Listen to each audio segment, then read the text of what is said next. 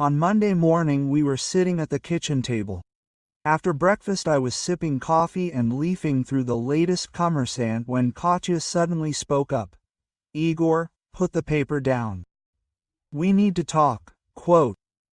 I carefully folded the paper on the table and she continued, "I'm leaving you, Igor. I want a divorce." Quote. That was it.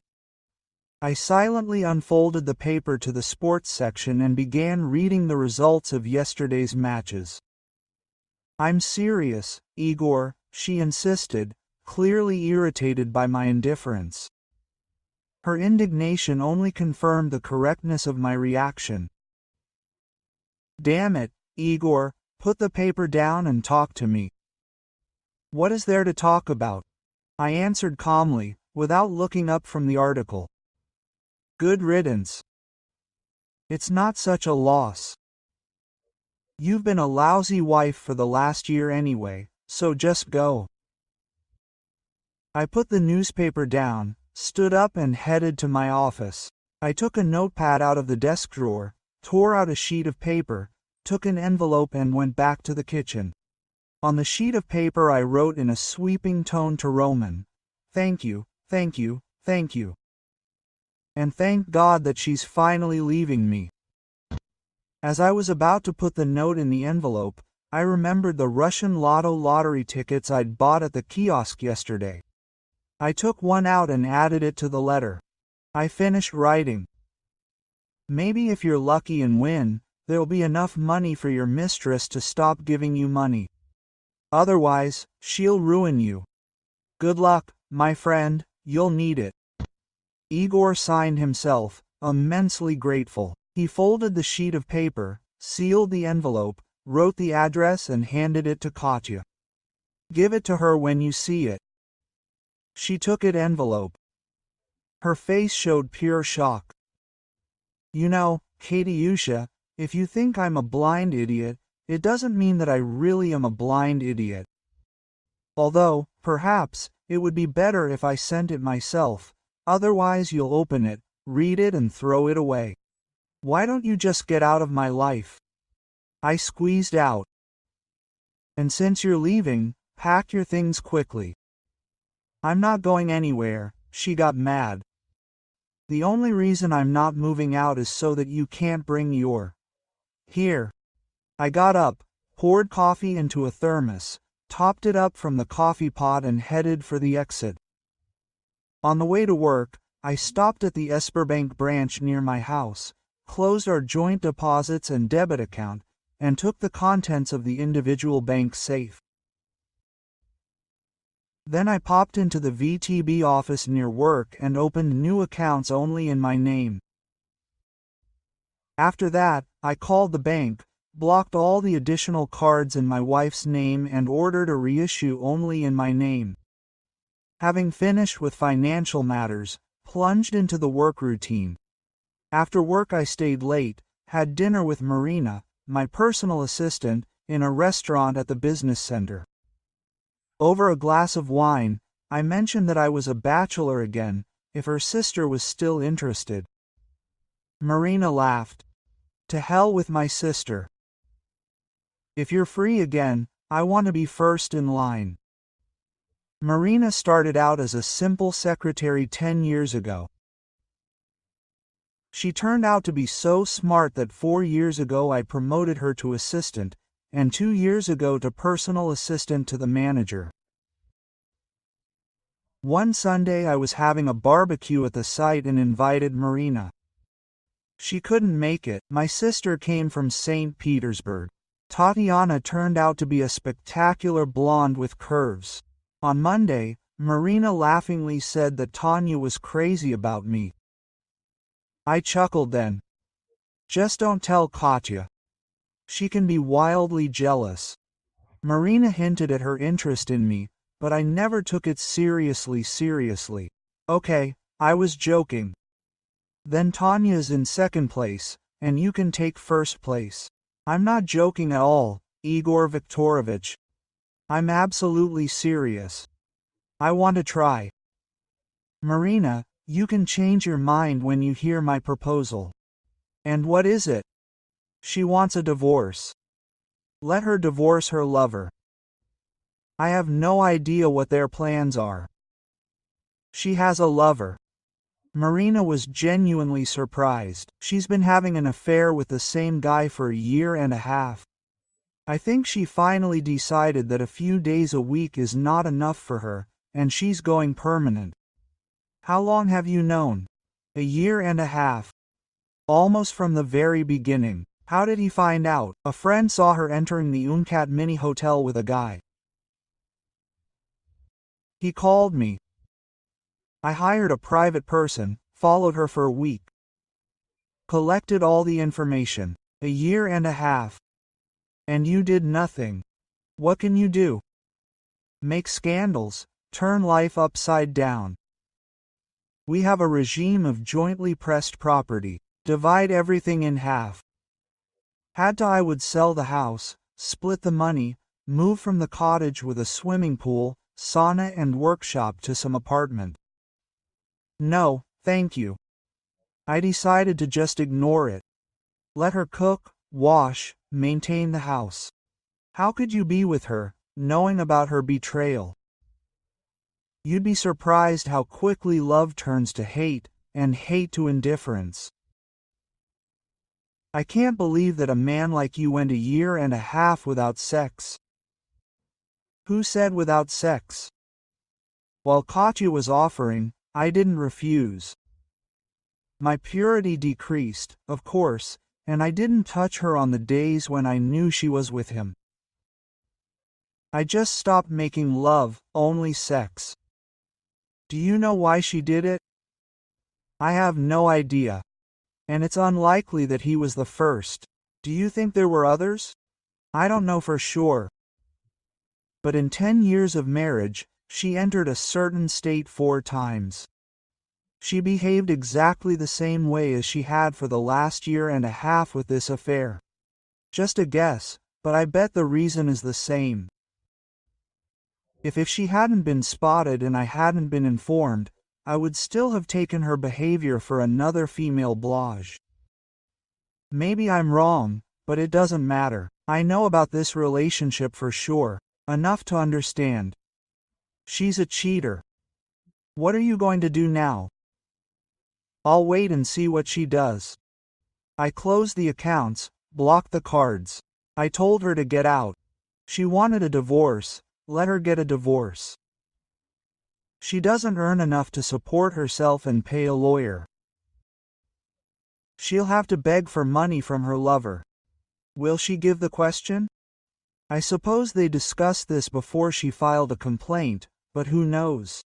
You're thinking incorrectly, Igor Viktorovich. How is that?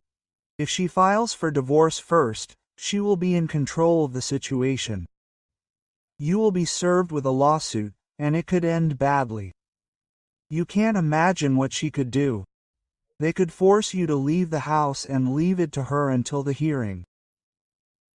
And if she files a complaint about moral and physical abuse, she will receive interim measures, a restraining order.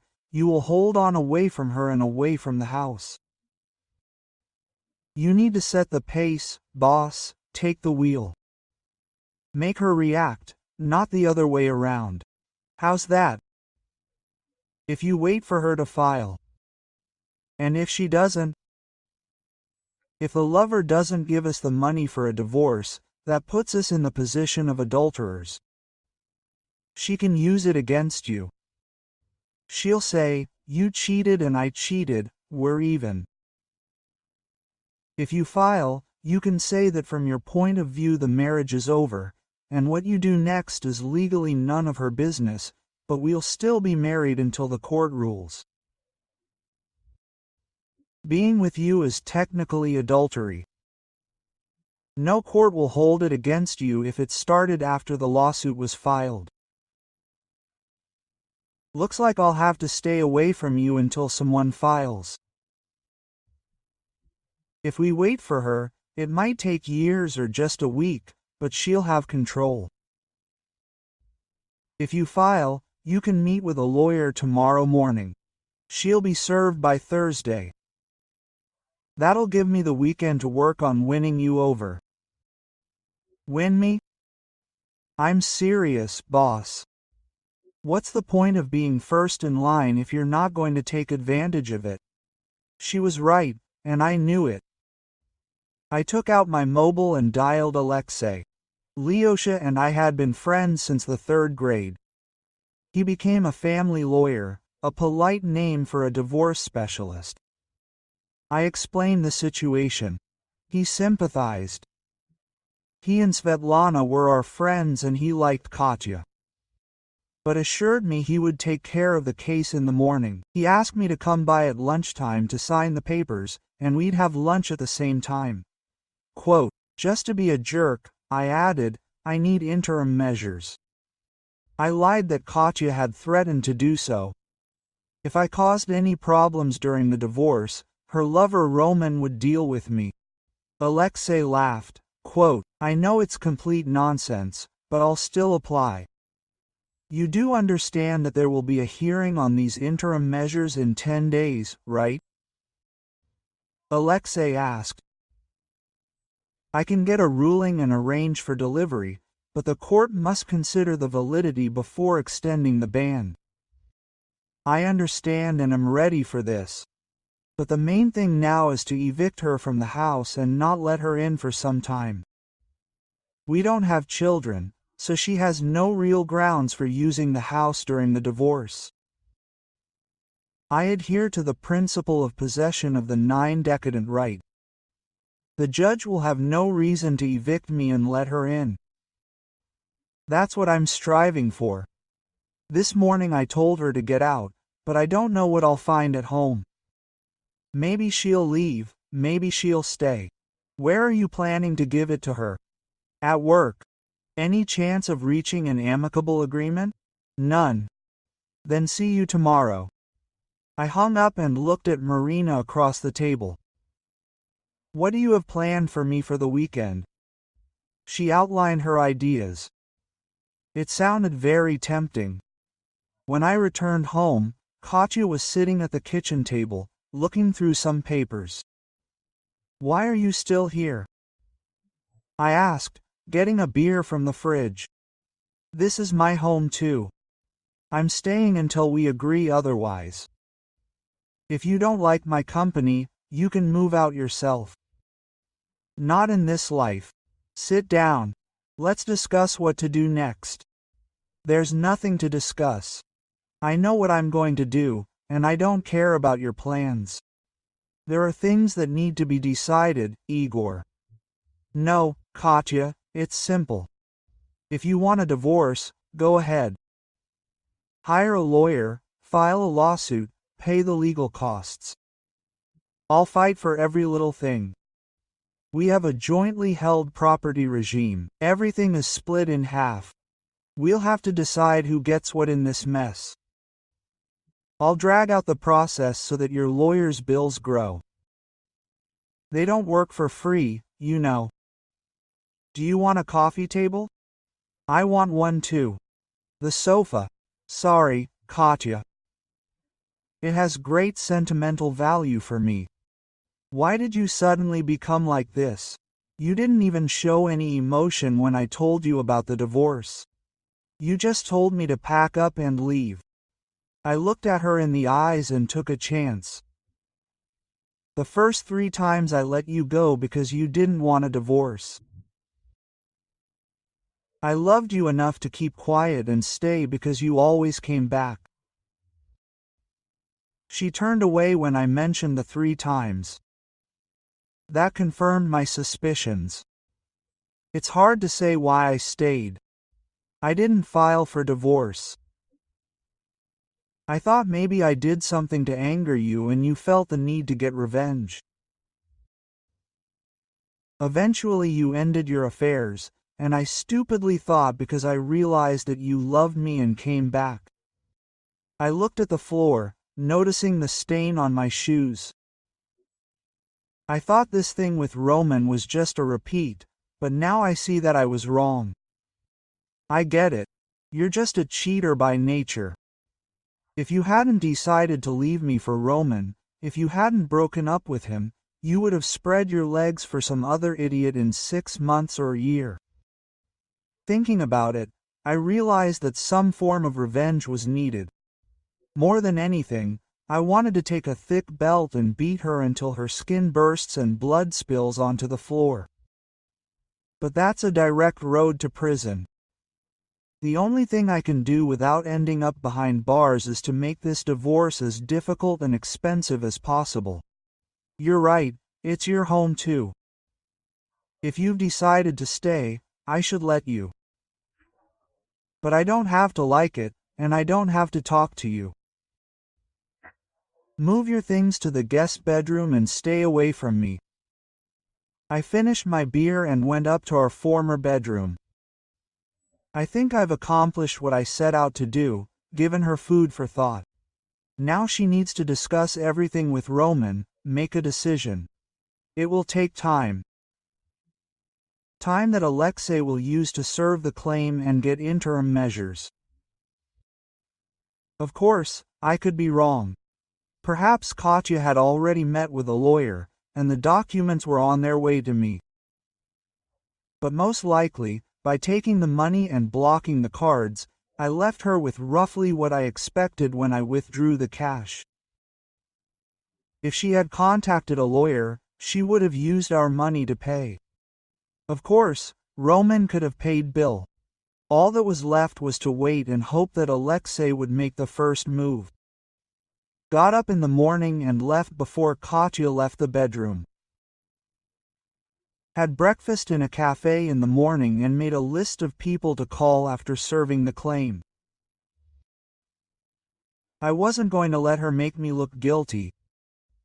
I'll tell everyone about the divorce and explain the reasons. At work, Marina said she was looking forward to the weekend. I caught myself thinking that I was looking forward to it too. Met Alexei at lunch and signed the documents. He said that after lunch he would go to the district court office to file a claim. Do you still want to serve it at work? Sure, I think tomorrow around 10. Call as soon as it's served. I want to change the locks before she gets home. Returned to the office, agreed to take the next day off. Called a locksmith, signed up for an urgent call. It cost more, but it was worth it. At home, Katya's car was parked in the driveway, but she apparently decided not to get in the way feet. I didn't see her. In the morning I left early again and had breakfast in the morning. The waitress Nastia asked, "Where is Katya? I always saw you together, and then 2 days in a row alone. You won't see each other again. We're parting ways." "I see," she said, taking the order and putting the check on the table. On the back, she wrote her phone number. Not the restaurant's, but her personal one. I was speechless. 2 women had shown interest in 2 days. So why wasn't I good enough for my own wife? I'll never know because I'll never ask. I drank coffee, read the morning Kommersant, waiting for Katya to leave for work.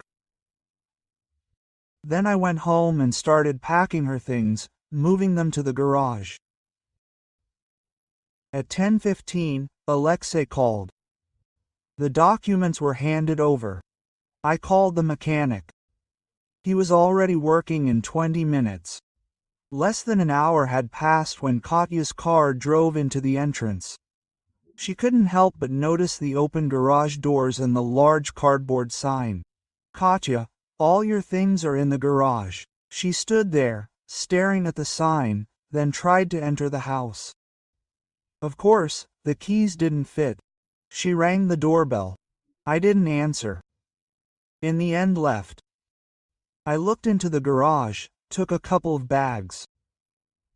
2 minutes after she left, my mobile rang. "Hi, you bastard." Katya started. "Did you deliberately want to embarrass me in front of my colleagues? This is better than letting you humiliate me in front of mine. What kind of nonsense is this with the restraining order? I was afraid you would ask Roman to come and beat my face in for being rude." You know that. I need to get into the house to get my things. All your things are in the garage, Katya. The cat didn't change the lapel. Your remote will work. If something is missing, make a list, tell me where it is, and I'll move it to the garage. Stop fooling around, Igor. You're making things more complicated than necessary. I'm sorry, Katya. The inconvenience I cause you doesn't make up for the years you've tormented me. But I need to do something for my own mental health. Be glad I haven't become aggressive. And tell dates. After hanging up, I sat down with the phone and started calling everyone on the list.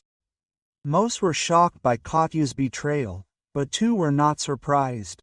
One said, "Finally caught you." "Really?"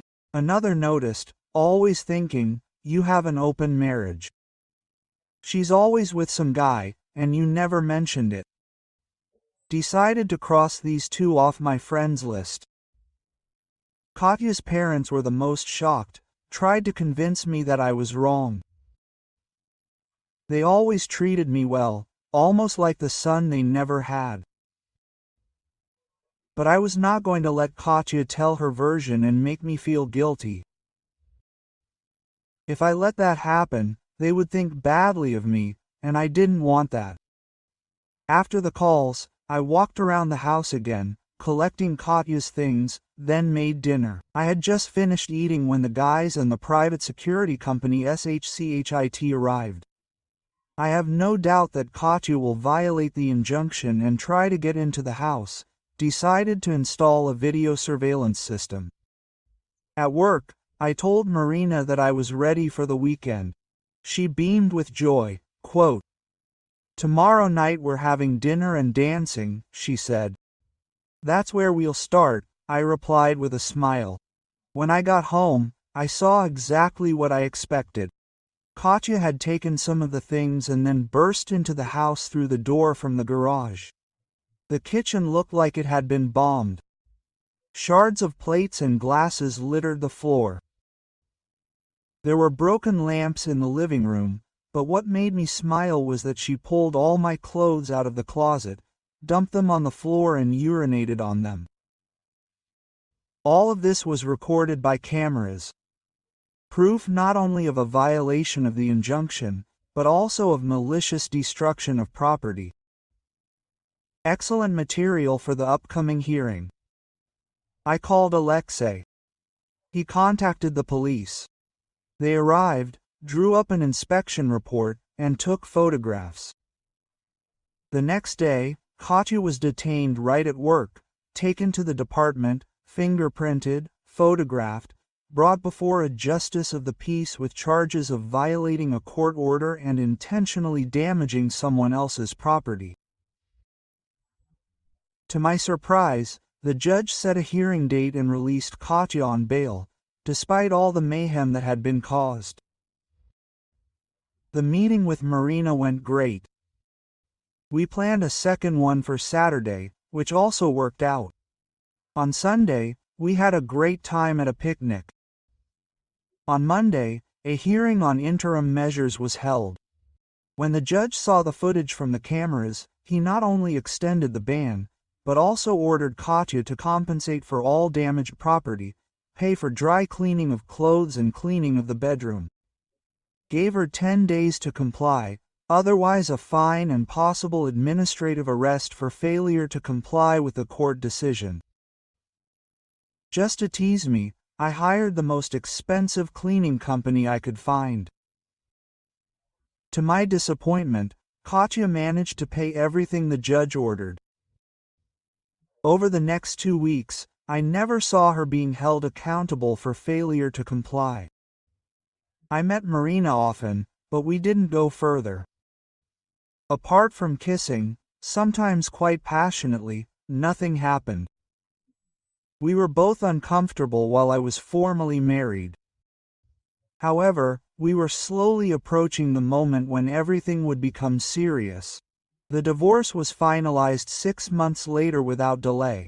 Standard procedure. The money we had pressed together was divided roughly in half. I refinanced the mortgage in my name and paid Katya compensation for her share.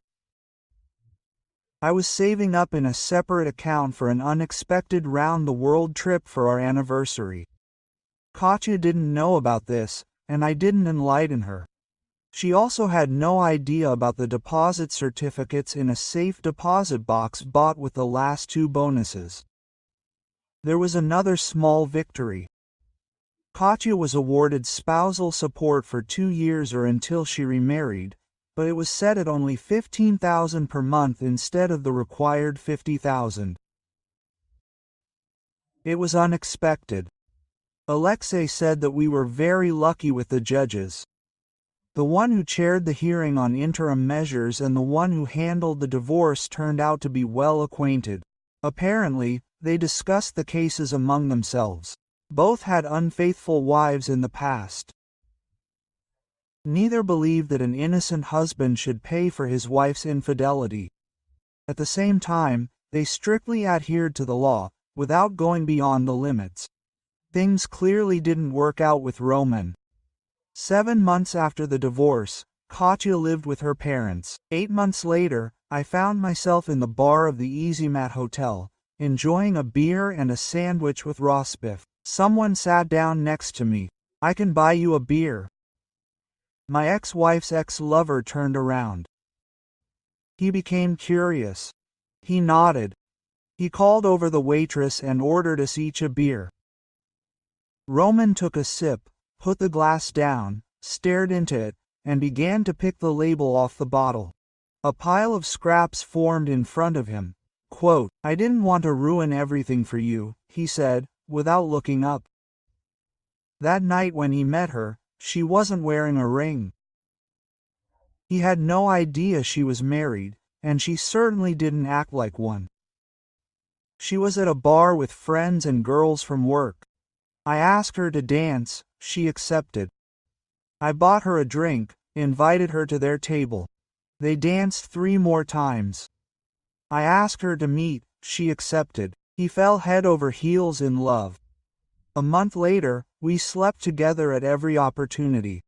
At first, we had to rent by the day. I lived with 2 roommates. One was always hanging around the house. I couldn't see her either. She allegedly lived with her sick, disabled mother. She used this to explain why we couldn't see each other more often.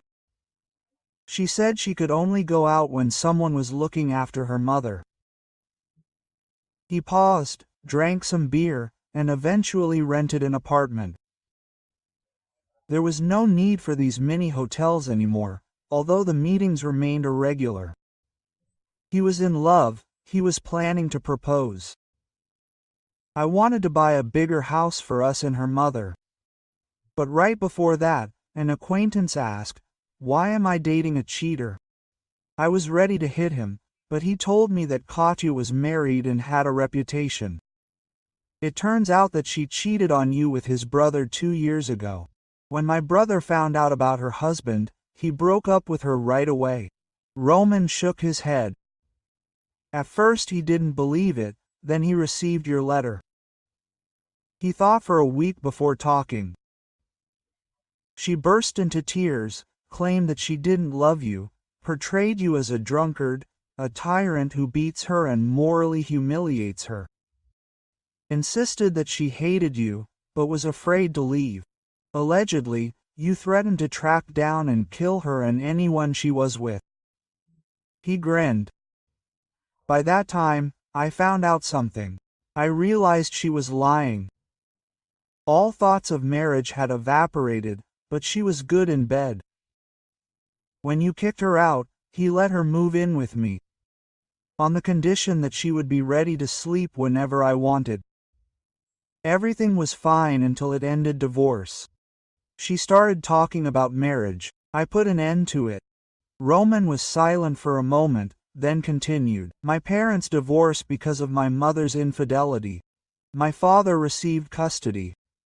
She remarried. They caught her cheating again. Third husband, same story. I firmly believe that a cheater will always remain a cheater," Katya explained clearly. "For now, I agree to casual sex. Please." But no more. 3 weeks later, he came home from work. She was gone. He took another sip. There are rumors. You knew about us all along. Why didn't you get a divorce right away? I shrugged. I told you myself, she was damn good in bed. Decided to leave it as is. Sex, plus someone cooks, cleans, does the laundry.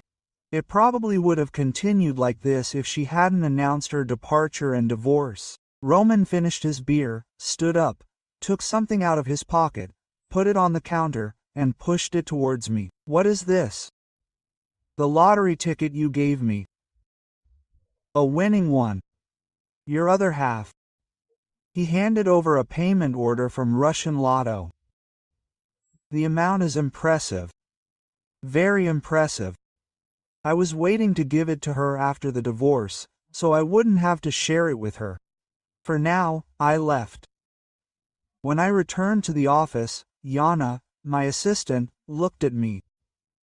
You're like the cat that ate the canary. Lunch was delicious, I smiled. Lunch was impressive, Yana snorted. By the way, Marina doesn't work anymore. Not in the office. At home, she's painting her room. It's going to be a nursery. We're expecting twins. Comments. This is our conversation. Join us. It will be interesting to know what you think about this story.